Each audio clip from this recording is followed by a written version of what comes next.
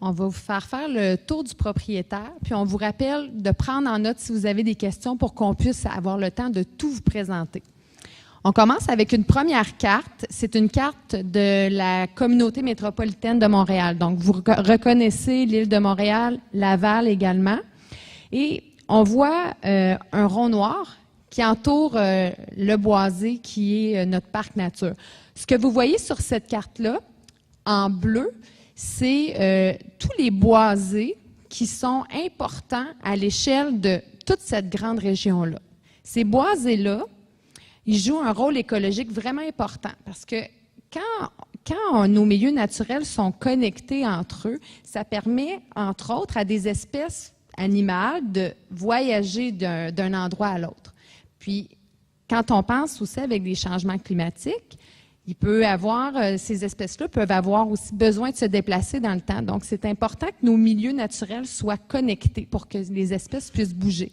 Puis, le fait que notre parc nature soit parmi ces boisés-là, c'est ce qui nous a permis d'obtenir l'aide financière de la CMM. Donc, c'est vraiment quelque chose d'important. Le boisé est aussi très important, situé dans la zone agricole décrétée. Donc, le boisé fait l'objet de protection à l'égard de son usage agricole. Ça renferme quand même, ça présente beaucoup d'opportunités de valorisation aussi. Donc, ce n'est pas seulement des contraintes, la zone agricole, c'est aussi des opportunités. On parlait tantôt que, entre autres, il y avait un secteur qui était déjà cultivé, mais vous allez voir le potentiel du boisé que là, en fait, ce boisé-là renferme un très grand potentiel agroforestier. Je vais quand même vous lire ce que c'est l'agriculture. Et ça, c'est la définition qui est inscrite dans la loi sur la protection du territoire des activités agricoles. L'agriculture, c'est la culture du sol et des végétaux. C'est le fait de laisser le sol sous couverture végétale ou de l'utiliser à des fins sylvicoles, donc par exemple forestières, l'élevage des animaux et, à ces fins, la confection, la construction ou l'utilisation de travaux, ouvrages ou bâtiments, à l'exception des immeubles servant à des fins d'habitation. Donc, on a cette réalité-là qui nous accompagne.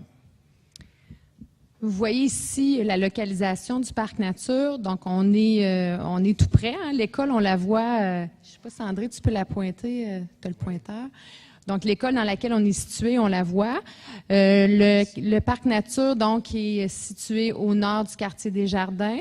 Et on n'a pas mis les accès présentement parce que, oui, la plupart d'entre vous y accédez probablement parle derrière les commerces là, qui sont sur Arthur Sauvé. C'est l'entrée qui est principale, disons.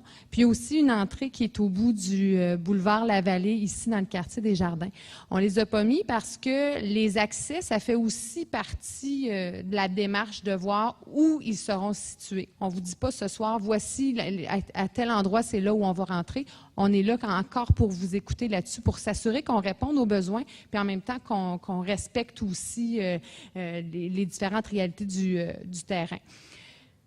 Puis, pour faire le tour, la superficie, on l'a mentionné tout à l'heure, 66 hectares. Puis là, ceux qui sont plus familiers avec des pieds carrés, 7 millions de pieds carrés.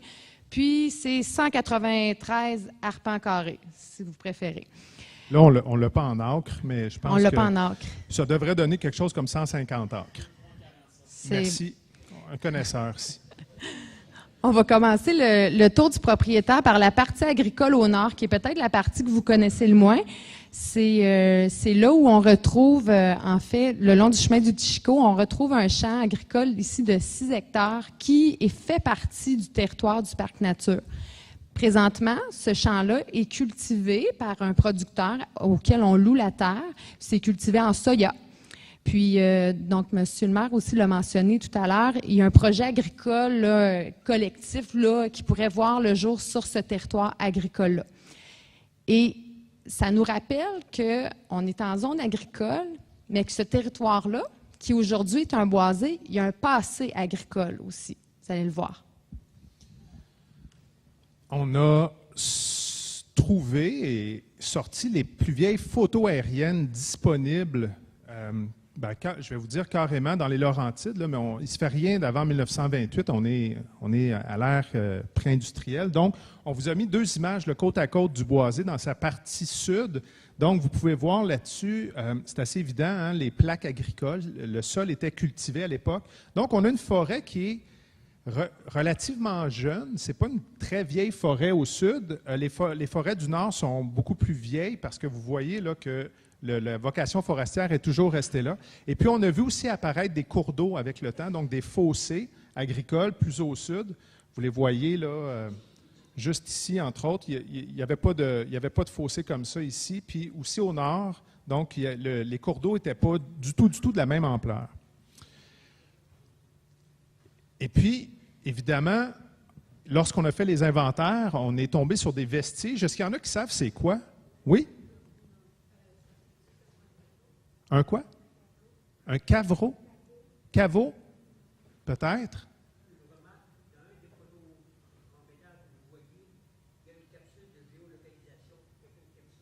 Du geocaching. Oui. On en a trouvé beaucoup de capsules. Oui. Est-ce que quelqu'un a déjà... Qui est assez vieux? Qui connaît quelqu'un qui a fait... Qui était là en 1928? Oui. Comment? Cabane à sucre? Ah! Ça serait pas bête parce qu'on est dans le coin des Rabières. Donc, en fait, on l'a géolocalisé, mais on l'a géolocalisé, mais on est retourné dans le temps dans les actes de vente, dans les vieux actes de vente. On est même retourné dans le temps du Canada uni. On est remonté jusqu'en 1846. Là, on est 5 ans après l'acte d'union. On est quasiment au Bas-Canada. Puis cette terre-là aurait appartenu à ce monsieur que vous, comme Eustachois, c'est sûr, vous le connaissez. Jacques Paquin, donc, qui était le curé, hein, qui a fait un legs à la fabrique de Saint-Eustache.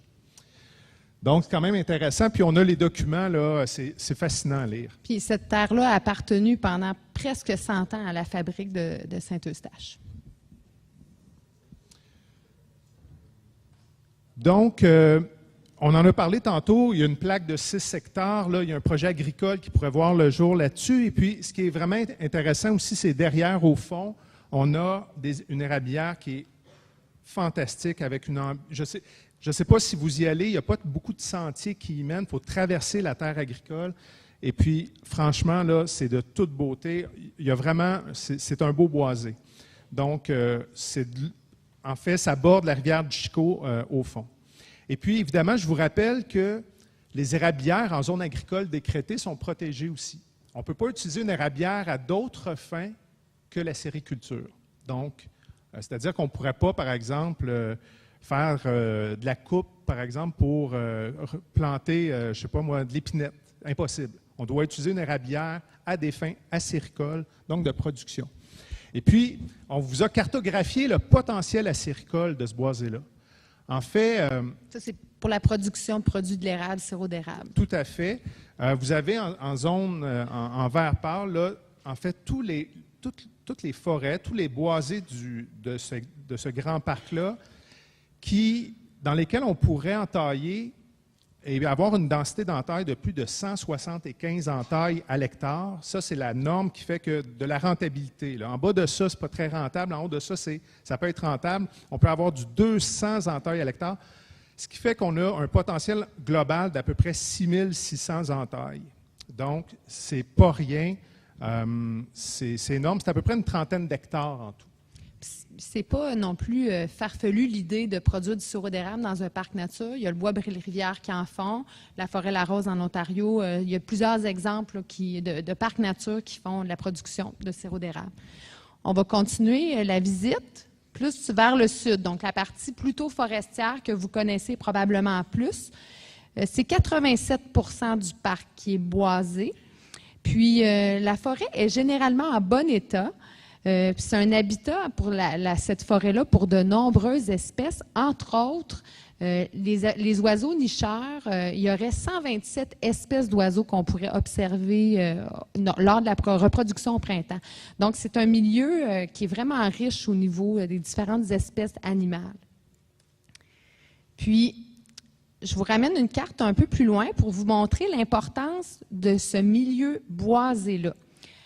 Vous voyez la carte, ce que je vais vous mettre, c'est les îlots de chaleur et de fraîcheur. Ce que vous voyez ici en rouge, c'est les îlots de chaleur, donc c'est les endroits où il fait le plus chaud en été. Ce que vous voyez, plus c'est vert foncé, plus c'est frais en été. Donc, ce milieu naturel-là, il est très important. Il vous rend un service. En été, pendant la canicule, il peut y avoir plusieurs degrés de différence quand on va se promener dans ce parc-là. Donc, c'est un service que ce boisé-là peut vous rendre. Est-ce que vous restez dans un îlot de chaleur ou un îlot de fraîcheur? Hein, vous êtes tous là, hein, je reste là, moi. Donc, en fait, les arbres urbains, puis je sais que Saint-Eustache est très avant-gardiste dans sa politique de foresterie urbaine. Les arbres urbains contribuent beaucoup dans les îlots de fraîcheur. Ça, c'est une carte à laquelle vous pouvez accéder en ligne. C'est sur Environnement Canada. Si vous écrivez « îlot de chaleur », vous êtes capable d'aller chercher avec votre adresse puis de voir vraiment près de chez vous les endroits frais, les endroits plus chauds aussi. La forêt, on l'a caractérisée. On voit André ici avec... oui? Ça, c'est la fois que j'avais enlevé mon filet, là. Je l'ai remis après la photo. On était dans le sud, là, il y avait un petit peu de mouche. Puis quand on fait une caractérisation de la forêt, il y a énormément de données qu'on prend. Là, André est en train de mesurer le diamètre de l'arbre à ce moment-là, mais ça nous permet aussi de produire des cartes qui nous donnent un bon portrait de notre forêt ici. Entre autres, ici, ça, c'est une donnée importante, c'est une donnée d'avenir, en fait. Puis ça, vous le devez le savoir. Nous, notre travail aujourd'hui, c'est de vous éclairer sur ce que renferme le boisé. Et ça, en vert, ce sont les forêts qui sont adéquatement régénérées. C'est-à-dire que le futur de ces forêts-là est garanti. Il y a une cohorte de jeunes arbres qui attendent en sous-bois. Ils attendent des éclaircies, ils attendent un verglas, ils attendent qu'un arbre meure pour pousser et prendre la relève. En fait, il y a peut-être 100 fois plus de jeunes que de vieux, un peu comme dans nos sociétés, c'est un peu normal. Ça se paye, les retraites, là. Hein? Donc, c'est la même chose. Et les problèmes du boisé sont en jaune. En fait, il y a des secteurs qui sont mal ou pas du tout régénérés, c'est-à-dire que la densité de ce petit semis au sol est insuffisante, ou bien leur distribution est insuffisante aussi, c'est-à-dire qu'il peut y avoir des très jeunes arbres dans un secteur, mais pas dans d'autres secteurs. Ce qui fait que si on s'attarde au futur du boisé, il faut prendre ça en compte. Peut-être pour des activités soit de reboisement ou de régénération naturelle. Il y a des techniques pour ça, on va en parler tantôt. Le boisé renferme aussi des petits trésors. Ça, c'est le genre de petits coups de cœur qu'on a là, quand on tombe sur des plantes à statues comme ça. Et puis, on a un spécialiste, le Nicolas, au fond, là, qui a identifié, entre autres, ici, la photo du bas, l'érable noir. L'érable noir a un statut vulnérable, donc un statut menacé. Le statut vulnérable, c'est la porte d'entrée là, vers l'extinction. C'est la première étape. Là. Donc, ce sont des érables qui sont devenus très rares. Bien, votre boisé en abrite. C'est quand même très particulier. Quand on tombe, un forestier qui tombe devant ça, tombe à genoux, fait une génuflexion, petit signe de croix. Il est vraiment chanceux, c'est rare. Vous avez aussi en haut 3 autres espèces, mais sensibles à la cueillette, donc vulnérables à la cueillette, la sanguinaire du Canada. Vous avez la Mateusie, fougère à l'autruche, puis vous avez aussi l'Azaret du Canada ou le gingembre sauvage, de très petites populations. Donc, ça ajoute à la grande valeur écologique que vous avez entre les mains. Puis, au-delà des espèces vulnérables qu'André a présentées, on a aussi observé beaucoup dans votre boisé un arbre qui s'appelle le charme de Caroline. Je ne sais pas si vous connaissez cet arbre-là, mais c'est un arbre qu'on croise quand même plutôt rarement. Puis, c'est un très bel arbre qui fait un peu une particularité de votre boisé ici. Est-ce qu'il y a une Caroline dans la salle? Non? Non? Trop gêné. Non, mais le charme de Caroline, en fait, moi, je trouve que c'est quasiment votre arbrisseau, parce que ça ne vient pas très gros, mais votre arbrisseau emblème, on n'en parle jamais, puis c'est un arbre très dur.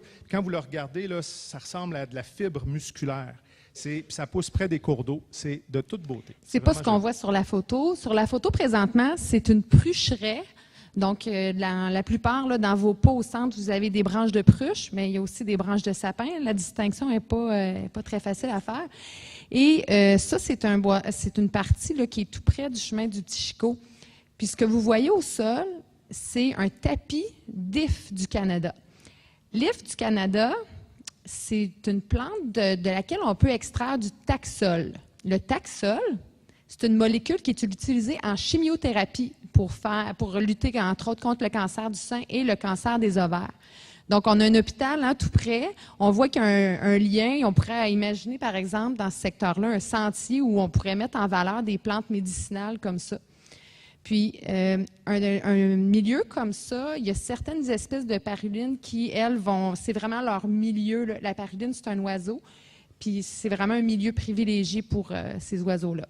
Depuis 2006, au Japon, la sylvothérapie, les bains de forêt, sont admis en traitement. Les médecins prescrivent des bains de forêt, des marches en forêt comme ça, avec différentes techniques. Ça serait un beau secteur pour implanter ce genre d'aménagement-là. Je vous présente Pleurotus populinus. Donc, sur un arbre, sur un tremble qui est mort, vous avez aussi des produits forestiers non ligneux dans ce boisé-là. Le sirop d'érable en fait partie. Ce sont tous les autres produits autres que le bois.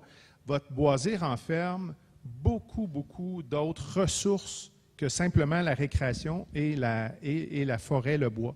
Donc, il y a des champignons qui sont évidemment comestibles, d'autres non. Puis vous savez, on fait même des teintures végétales avec du champignon. Donc, franchement, là, ça crée toutes sortes d'ambiances. Qu'est-ce que vous remarquez de particulier sur cette photo-là? Les racines. Qu'est-ce qu'ils ont, les racines, en fait? J'ai entendu milieu humide aussi. Oui. En fait, ça, on appelle ça du thymmoplagiotropisme négatif.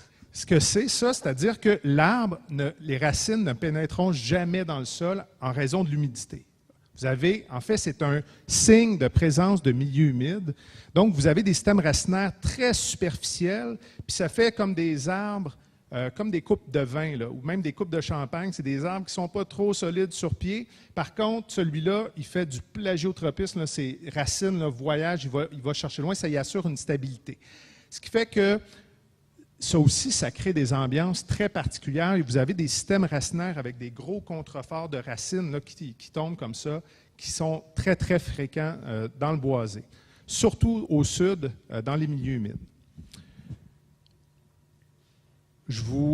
En parlant de milieu humide, je vous en présente un, mais c'est un milieu humide qui est quand même assez, je voudrais dire, pas très fréquent dans le boisé. C'est pas...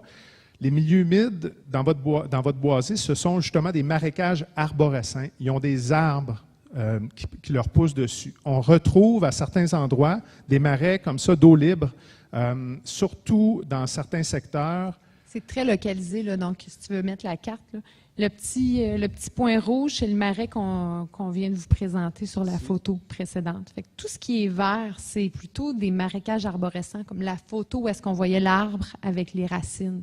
C'est un milieu humide, cet endroit-là. Et puis, vous avez aussi de l'eau libre. Et donc, c'est une contrainte assez sérieuse à l'aménagement. Donc, on a, oui, la zone agricole décrétée, mais on a aussi plusieurs milieux humides. Donc, on ne peut pas faire ce qu'on veut avec ça. C'est quand même assez réglementé. Il y a aussi des cours d'eau. On a parlé tout à l'heure de la rivière Chicot qui était au nord, mais il y a aussi différents cours d'eau qui traversent le parc. Puis celui-là, en particulier, c'est celui qui est plutôt vers le sud. Celui qu'André a montré tout à l'heure, qui est apparu là, sur la photo, on voyait en 1928, il n'y en avait pas, puis maintenant, il y en a un. Puis on pourrait imaginer un sentier de patins l'hiver sur un cours d'eau comme ça. Il y a vraiment une ambiance intéressante dans ce secteur-là. Puis, parlant de récréation, mais ça, c'est votre carte qui est sur le site web de la Ville. Donc, c'est les sentiers qui sont actuellement présents dans le parc nature. Il y a environ 11 km de sentiers présentement. Puis, c'est des sentiers qui font raquettes, mais qui sont aussi empruntés en été. Puis 11 km de sentier, là, est-ce que c'est beaucoup, est-ce que c'est pas beaucoup pour un parc comme ça? On va vous donner une idée de ce que ça représente. Ce que vous voyez ici, c'est c'est notre parc nature à Saint-Eustache qu'on compare avec d'autres parcs nature que vous connaissez probablement. Par exemple, le parc du lac Jérôme à Saint-Jérôme, le parc Bois-Belle-Rivière, le parc nature du Bois de l'Île-Bizarre ou encore le parc du Domaine vert. La grosseur de ces ronds-là représente la superficie des parcs. Donc, vous pouvez imaginer, en regardant la superficie du parc nature ici à Saint-Eustache, avec, par exemple, à l'autre extrémité, le parc du Domaine vert, on ne peut pas faire un parc du Domaine vert. On n'a pas tout l'espace qu'ils ont là-bas. Puis ce qu'on a mis aussi, c'est la couleur.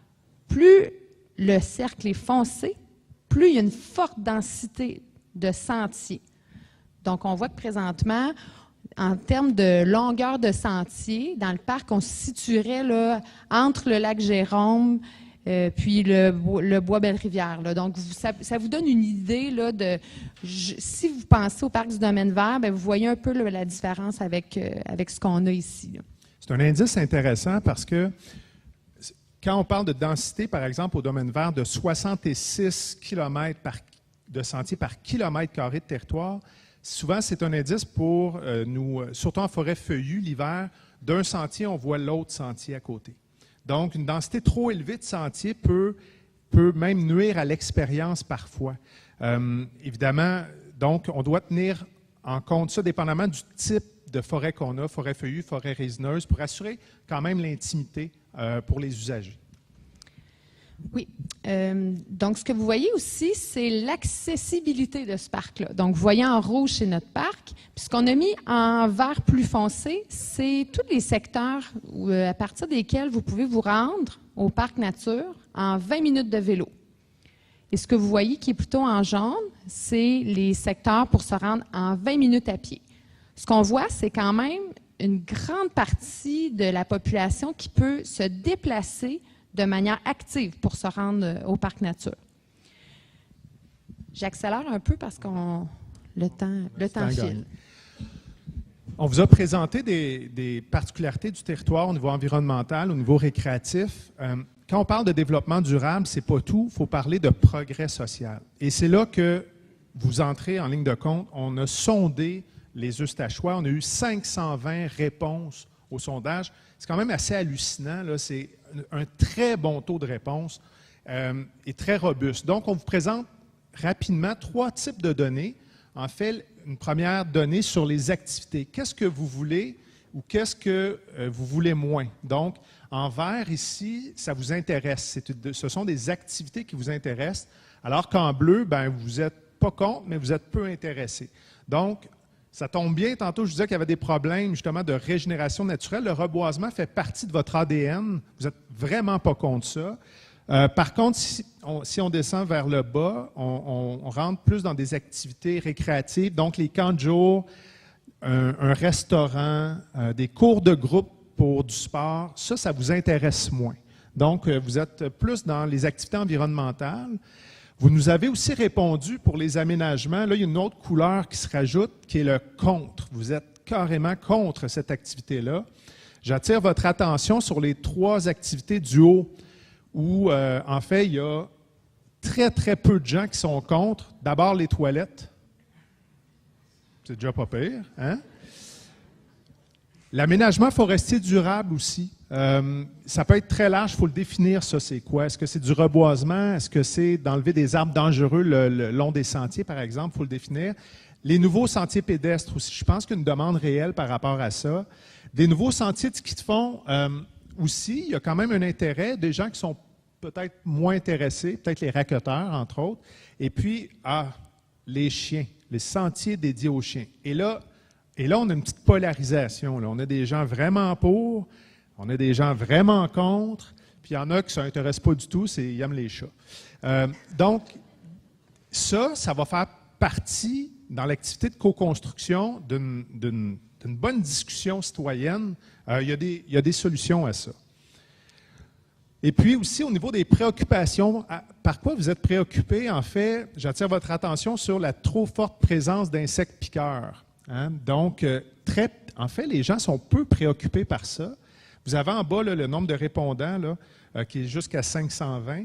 Vous avez le vandalisme qui attire l'œil un peu, qui dérange, et puis aussi la tarification d'accès. Les gens ne souhaitent pas être tarifés pour accéder au site. Donc, on préfère la gratuité.